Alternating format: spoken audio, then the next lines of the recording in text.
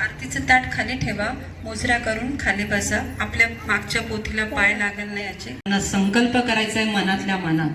ज्यावेळेस आपण पाठ वाचतो त्यावेळेस आपण एकाग्रतेने हा पाठ वाचा. नक्कीच आपल्याला आशीर्वाद मिळल्याशिवाय राहणार नाही आणि आपली जी काही समस्या आहे ती सुटल्याशिवाय राहणार नाही. पण पाठ वाचताना आपल्याबरोबर कालभैरवनाथ आहे, स्वामी महाराज आहे, आई साहेब आहे, असा आपल्या मनात एक उद्देश ठेवा. आणि असं करताना ही सेवा आपण मनाने ज्यावेळेस आपण इथं पोहोचलोय तर मला असं म्हणायचंय ज्यावेळेस आपल्याला आशीर्वाद मिळतात त्यापर्यंत पोहोचतो. आणि इथे पोहोचल्यानंतर आपण महाराजांचं ब्रीदवाक्य ध्यानात ठेवायचंय, घेऊ नको मी तुझ्या पाठीशी. मग असं जर महाराजांचं ब्रीदवाक्य आपल्याला माहीत आहे तर आपण कुठल्याच प्रसंगाला घाबरायचं नाही. फक्त आपली जी सेवा आहे ती आपली सेवा आपण तनाने मनाने करायची. इथं कुठल्याही गोष्टी जर तुमच्याकडनं रुपयाचा मोबदला घेत मनाने जर ती सेवा केली तर नक्की अशा पद्धतीने आपण ही सेवा करायची. प्रत्येकाने मला असं वाटतं हळदी कुंकू लावलेलंच आहे, टिकल्या बाजूला काढून ठेवलेल्याच आहे. हातात आपली काचेची बांगडी एक एक घातलेली आहे. कदाचित काहींकडे नसेल तर आपल्या शेजाऱ्यांकडनं ताईंकडनं घ्या, आपण ती घालू शकता. आणि स्वामी समर्थ, जय जय स्वामी समर्थ. श्री स्वामी समर्थ, जय जय स्वामी समर्थ.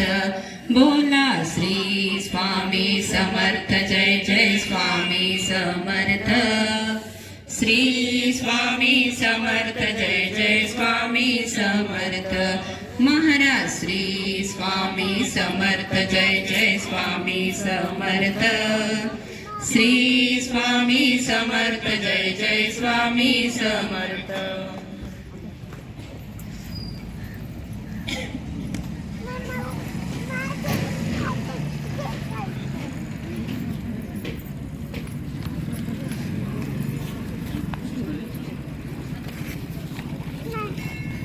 वही तू स्टार्ट है 8 नंबर. गुरुर ब्रह्मा गुरुर्विष्णु गुरुर्देव महेश्वरा. गुरु साक्षात परब्रह्म तस्मै श्री गुरवे नमः. श्री स्वामी समर्थ महाराज की जय. श्री स्वामी स्तवन. श्री गणेशाय नमः. श्री सरस्वती श्री गुरुभ्यो नमः. श्री गणेशाय श्री कलकोटनिवासी पूर्णदत्तावतार दिगंबरी यतिवरी स्वामी राजाय ब्रह्मानंद परम सुखद केवलम ज्ञानमूर्ति द्वातीयं सत्यं तत्त्वमस्य. काल भैरवं भजे शूलटङ्कपाशदण्डपाणिमादिकारणं श्यामकाय मादिदेवमक्षरं निरामयं देवमित्रमं प्रभु विचित्रताण्डवं प्रियं काशिकापुरादिनाथ काल भैरवं भजे मुक्तिदायकं प्रशस्तचार विग्रहं भक्तवत्सलं सुखं समस्तलोक विग्रहं विलिकमण्डोहेम किङ्किणीरसत्कटिं काशिकापुरादिनाथ काल भैरवं भजे धर्मसेतुपालकं अधर्ममार्गनाशकं कर्मपाशमोचकं सुशर्मदायकं विभुं स्वर्णमणिशेषपाशुशोभिनाममण्डलं काशिकापुरादिनाथ काल भैरवं भजे रत्नपादुका प्रभावि रामपादयुग्मकं नित्यमद्वितीयमिष्टदैवतं निरञ्जनं मृत्युदर्पणाशनं करालरुषमोक्षपुरादिनाथ काल भैरवं भजे अट्टहासविघ्न पद्मजालघोषसन्तति दृष्टिपात नष्ट पापजालमुग्रशासनम् अष्टसिद्धिदालमादिकं धरं काशिकापुरादिनाथ काल भैरवं भजे. करतील कारण की दुर्गाताईंनी दुर्गा सप्तशतीच्या किती पाठ वाचले, अगणित पाठ वाचले, तरी ती संख्या सांगावी.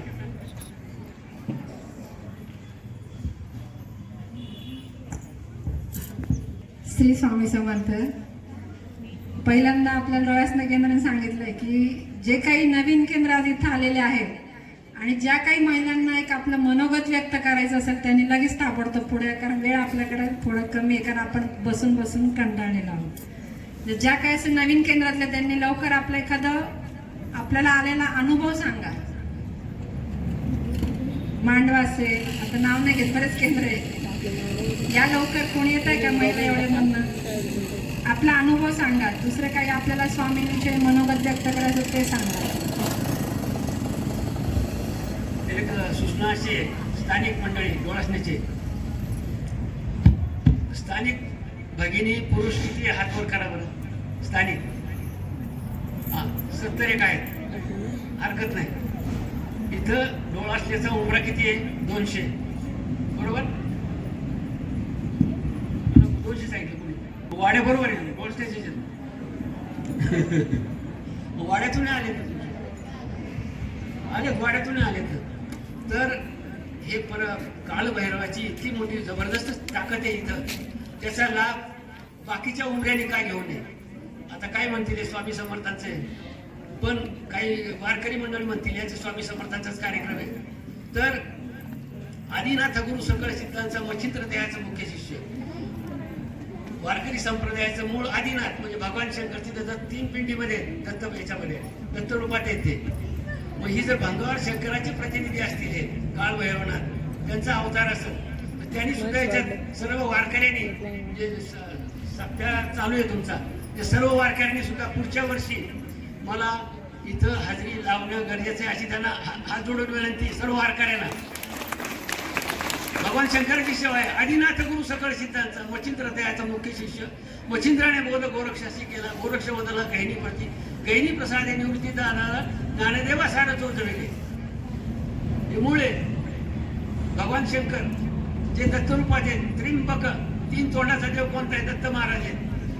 तिथं त्र्यंबकेश्वरला जे मूळ आहे, म्हणून सर्व वारकऱ्यांना पुढच्या वेळेला माझी विनंती आहे. आता सर्व वारकरी किंवा सगळ्यांना विनंती आहे माझी, पुढच्या वेळेला सर्व वारकऱ्यांनी इथे या जे सप्त्याला भजनामध्ये असतात त्या सगळ्यांना विनंती आहे की त्या हा लाभ घ्यायचा प्रयत्न करावा. श्री स्वामी समर्थ. पुढच्याच आपण तयारी करूया. हा मार्ग फक्त आपल्या पुरताच मर्यादित न ठेवता तो इतरांपर्यंत पोहोचवायचा आहे. स्वामी मार्ग गुरु माऊलीने आपल्याला सांगितले की एखादा अनुभव आपल्याला आला तो फक्त अनुभव आपल्या पुरताच नाही ठेवायचा आहे. हा मार्ग दुसऱ्यांचे दुःख कसं मिटवायचं असा हा आपला मार्ग आहे. तर त्या सेवेमध्ये आपण आल्यानंतर आपल्याकडं आर्थिकचा प्रश्न असेल, सेवा आहे. आरोग्याचा प्रश्न आहे, सेवा आहे. असं नाही की कुठला प्रश्न आपल्या समोर आहे आणि सेवा माऊलीने आपल्याला दिलेली नाही, असं नाही. आपलं नित्य सेवा जर आपण उचकलं तर प्रत्येक ह्याच्यावरती आपल्याकडं मार्ग आहे त्याचा. हा मार्ग इतका चालता बोलता मार्ग आहे. आज मी प्रत्येकाला माहिती आहे माझं आडनाव फिरोदी आहे. मी जैन समाजातली आहे, मारवाडी समाजातली आहे, पण मी स्वामी महाराजांचं खूप करते हे सगळ्यांना माहिती. कारण हा मार्गच असा आहे की चालता बोलता तुम्ही सेवा करा. तुम्हाला काय सांगितलं नाही त्यांनी केंद्रामध्ये, तुम्ही दिवसभर जा, तुम्ही माझी सेवा करा आणि नंतरच तुमचा प्रश्न मिटेल. कधीच असं होणार नाही. 24 तासातले फक्त 10 मिनिटं तुम्ही महाराजांना द्या आणि तुमचा किती अवघड प्रश्न असला तर तो सुटल्याशिवाय राहणार नाही. असं प्रत्येकाला जो सेवेकरी होतो त्या प्रत्येक सेवेकराला अनुभव आल्याशिवाय राहत नाही. इतका सोपा मार्ग आपला आहे. पण फक्त त्या मार्गामध्ये आल्यानंतर माऊली आणि महाराज एकच सांगतात, तुम्ही सातत्य ठेवा.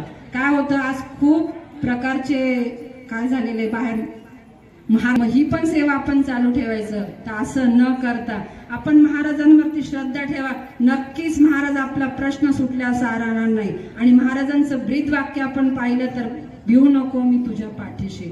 पण केव्हा ज्यावेळेस आपण सेवेमध्ये सातत्य ठेवलं तर नक्कीच आपला प्रश्न सुटतो. तर त्यासाठी मला आवर्जून असं सांगायचंय, तुम्ही त्या पंथामध्ये जायला काहीच हरकत नाही, सेवा करायला काहीच नाही, पण एका ठिकाणी आपण विश्वास ठेवा आणि एका ठिकाणी विश्वास ठेवल्यानंतर आपला प्रश्न सुटेल. हा नक्कीच माऊलींनी आणि महाराजांनी आपल्याला दिलेला आशीर्वाद आहे. तर त्यासाठी आपण सेवेमध्ये आल्यानंतर चालती बोलती सेवा करा आणि जो काही प्रश्न असेल ना आपण नक्कीच दिनदर दरबारामध्ये जा, माऊलींना महाराजांना आपला प्रश्न सांगा आणि ती काय सेवा देतील ती सेवा आपण केल्यानंतर नक्कीच आपला प्रश्न सुटतो. त्यानंतर आमच्या साकूर केंद्रामध्ये सोपा छोटा आलेला अनुभव आहे. जे कपिलताई आपल्या मध्ये आलेले, त्यांचं साई ज्वेलर्स म्हणून खूप मोठं दुकान साकूरमध्ये, पण त्यांची सेवा आहे ना ती काय फार अशी मोठी असं मी पण सांगत नाही. कारण पण आरतीची सेवा फक्त महिन्यातला एक नैवेद्य त्यांचा असतो, फक्त महिन्यातला एकच नैवेद्य. साकूर केंद्रामध्ये सकाळची 30 महिला आणि संध्याकाळच्या 30 महिला असं महिन्याचं नियोजन आम्ही केलेलं आहे. तर त्यामध्ये फक्त त्या कपिलताईंना एकच दिवसाचा नैवेद्य असतो. पण जसं त्या सेवेमध्ये आलेले आहेत तर त्या वेळेपासून तर आजपर्यंत त्यांनी कधी नैवेद्य चुकवला तर नाही. पण कदाचित काही कारणाने त्यांना जर जमलं नाही तर त्यांनी फोन करून आवर्जून सांगितले की काकी आज मी अमुक ठिकाणी जाणार आहे आणि माझं तुम्ही नैवेद्य न्या. म्हणजे इतकी सोपी सेवा आहे, फक्त नैवेद्याची सेवा. म्हणजे ती 10 ते 15 मिनिटं. आपण स्वयंपाक तर बनवतोच आहे, तो स्वयंपाक आपल्याला महाराजांना न्यायचा, असं काही नाही, वेगळं काही न्यायचं, 5 पक्वांना न्यायचं असं नाही.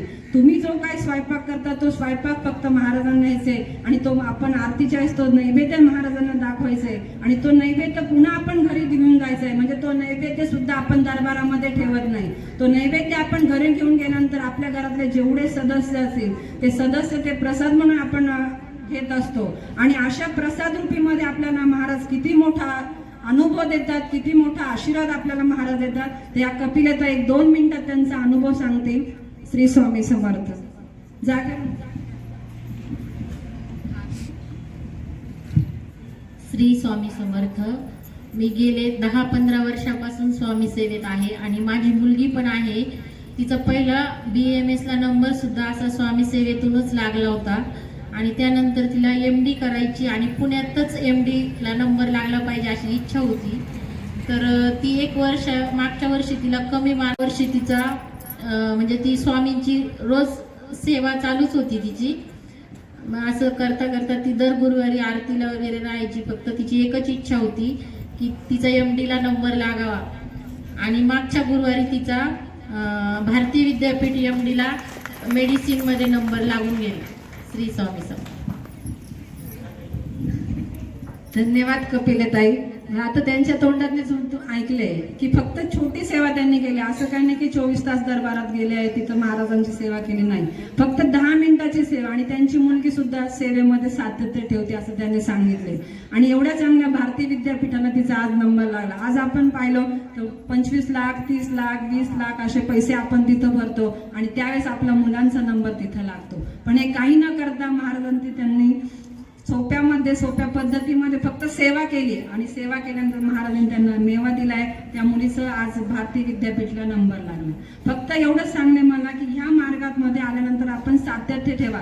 24 तासामध्ये कुठलेही 10 मिनिटं महाराजांना नित्य सेवा असेल 10 मिनिटं करा, आरतीची सेवा असेल आवर्जून करा, ठेवा त्या सेवेमध्ये. असं काही नाही ही सेवा करा ती सेवा काहीच नाही. जी काय तुम्हाला करायची ही पण माऊलीने आपल्याला सांगितले की जी काय तुम्हाला सेवा करायची त्या सेवेमध्ये फक्त तुम्ही सातत्य ठेवा. नक्कीच महाराज माऊली तुमचे प्रश्न सोडवतील. श्री स्वामी समर्थ. त्यानंतर आता आपल्याकडे येणारं अखंड नाम जप सप्ताह येणार आहे. तर बऱ्याच केंद्रामध्ये, मी तर मीटिंगला नव्हते पण बऱ्याच केंद्रामध्ये आता हे सुरू होणार आहे. पण कदाचित काही जे काही सेवेकरी की त्यांना कुठल्या एखाद्या केंद्रामध्ये जाणं शक्य नसेल जवळच्या, तर जवळच्या लांबच्या केंद्रात जाणं शक्य नसेल तर जवळच्या केंद्रामध्ये अवश्य त्यांनी अखंड नाम जप सप्ताहामध्ये भाग घ्या. कारण हा सप्ताह 7 दिवस अखंड चालत असतो. ही सेवा प्रहाराची सेवा असेल ती आपण घरी करू शकत नाही. सगळ्या सेवा करायला माऊलीने आपल्याला प्राधान्य दिलेलं आहे. पण प्रहाराची सेवा ही फक्त केंद्रामध्येच घडली जाते आणि ही 7 दिवस अखंड घडली जाते. या 7 दिवसामध्ये आपण 10 मिनिटं, 15 मिनिटं, अर्धा तास, 1 तास जरी आपण दिला तर 7 दिवसामध्ये जी काही आपली सेवेकरी सेवा करून जातात त्या सेवेचा मोबदला प्रत्येकाच्या खात्यामध्ये तेवढा जमा होतोय. म्हणजे 10 मिनिटाची सेवा 7 दिवसात जेवढी सेवा होणार आहे ती 10 मिनिटात आपल्या खात्यामध्ये जमा होणार आहे. तर आवर्जून मला असं सांगायचं की आपल्या जवळच्या केंद्रामध्ये जाऊ आपण. ही प्रहाराची सेवा